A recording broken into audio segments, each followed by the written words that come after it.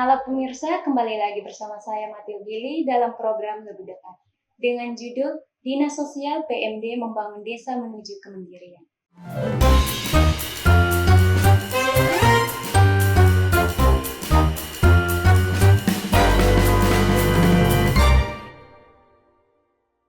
Hari ini kita akan menyapa dan berbincang-bincang bersama Kepala Dinas Sosial PMD Kabupaten Belu.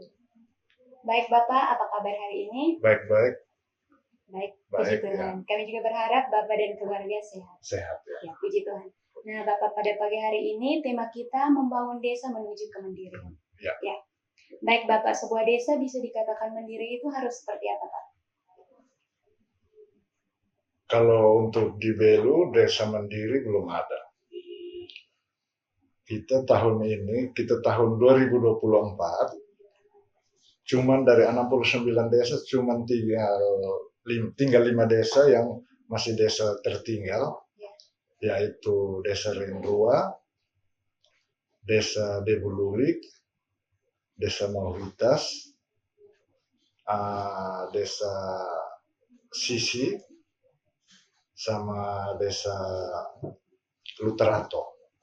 Itu pun ada beberapa kriteria yang kita penilaiannya lewat aplikasi Kemendes punya. Dan itu juga teman-teman itu sebenarnya kita sudah tidak ada desa tertinggal lagi. Karena pemahaman teman-teman kepala desa itu berpikir bahwa nanti kalau dia sudah desa maju, nanti dana desanya dipotong. Berpikirnya begitu. Tetapi tidak, seharusnya tidak. Karena ada beberapa kriteria yang menunjukkan bahwa desa ini sudah maju, itu lewat aplikasi itu sebenarnya tidak ada pemotongan dana desa, tidak ada. Kalau desa sudah maju tidak ada pemotongan dana desa. Sehingga mereka input data itu, input di aplikasinya itu mereka atur, mereka kasih kurang, nilainya dikasih kurang supaya dianggap masih tertinggal, sehingga dana desanya tidak dipotong. Tetapi itu salah kaprahnya kepala desa, salah kaprahnya mereka, sehingga tahun ini 5 desa ini pasti dengan sendirinya sudah keluar semua. Kita sudah desa maju semua, kita semua sudah maju. Hanya kemarin ada beberapa salah persepsi teman-teman pendamping yang TAP 3MD itu. Setelah saya komunikasi sama mereka, saya bilang, ini kenapa kok semua sudah maju? Ini dana desa ini sudah sejak 2015, sejak saya masih Kabak Pembangunan, Administrasi Pembangunan, saya juga masuk dalam TAPD Kabupaten Belu. Ini masih 5 desa ini kenapa? Ini salah persepsi dari teman-teman. Saya bilang kalau pada saat penginputan data, tolong didampingi. Karena mereka salah persepsi yang seperti tadi saya sudah katakan itu. Nah. Baik Bapak, pasti dalam sebuah desa itu ada mengimplementasikannya. Apakah peran desa itu untuk mengembangkan pemberdayaan masyarakat desa, baik dalam bidang ekonomi, sosial, dan kebudayaan? Apakah itu sudah dijalankan, Pak?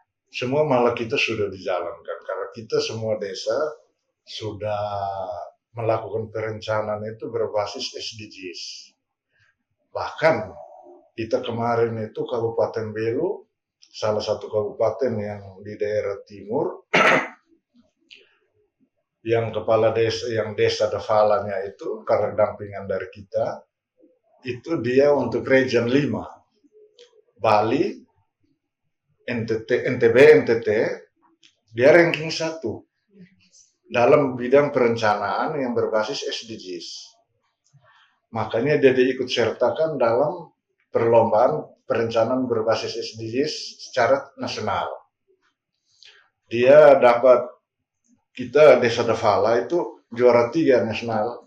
Saya sendiri yang mewakili Pak Bupati terima penghargaannya di Mataram. Penghargaannya masih ada di situ.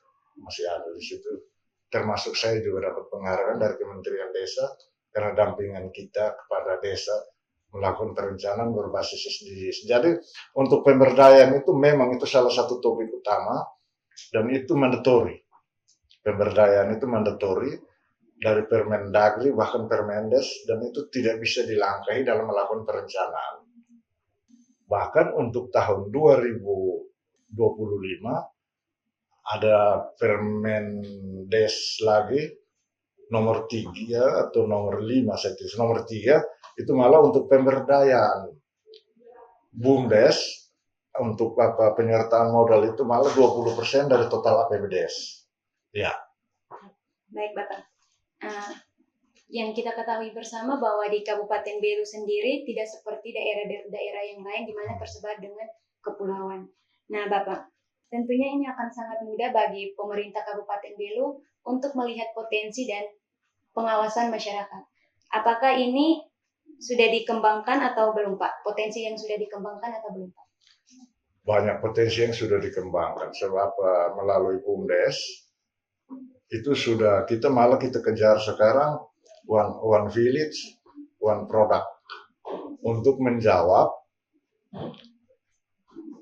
makan bergizi programnya Asta Cipta, programnya Pak Prabowo itu malah kemarin baru habis Zoom lagi nanti untuk bahan makanannya seperti whole bahan-bahan whole itu harus lewat BUMDes, harus lewat BUMDes. Makanya sekarang kita kejar dengan adanya dana dampingan kepada BUMDes ini kan cukup lumayan ini 100 juta lebih, minimal 150 juta untuk mereka bisa kelola itu dana untuk menyiapkan bahan pangan, bahan mentah untuk dapur makan bergizi. Betul Pak. Ya. Oke, terima kasih Bapak. Baik pemirsa, jangan kemana-mana, kami akan kembali setelah jeda iklan berikut ini.